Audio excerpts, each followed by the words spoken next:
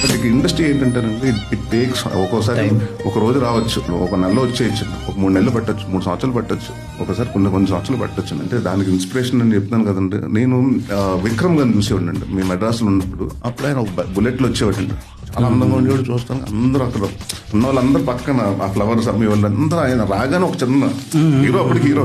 But ఈ was struggling అండి. అప్పటికి ఇంకా అసలు ఇక వెళ్తున్నారు వస్తున్నారు, చిన్న చిన్న సినిమాలు యాక్టర్లు చేసుకుంటున్నారు అలాంటి. దాని తర్వాత సేతు ఉన్న cinema it took him a lot of time అండి. సో ఇక్కడ అదే చెప్తున్నాను, పేషెన్స్. ఎవరికైనా వస్తుంది సార్, ఏజ్ నా రావచ్చు. కొండవలసి లక్ష్మణరావు గారికి ఎప్పుడు వచ్చింది సార్. అందరికి ఏంటంటే మాకు రావట్లేదు అనుకుంటారు, కానీ you have to be patient అండి. మనకి ఇది కావాలి అంటే నేను have to wait here patient. అంతేగాని ఇది రాలేదు నాకు ఆ పని చేసుకొచ్చేస్తాను అంటే ఇది వెయిట్ చేయదండి.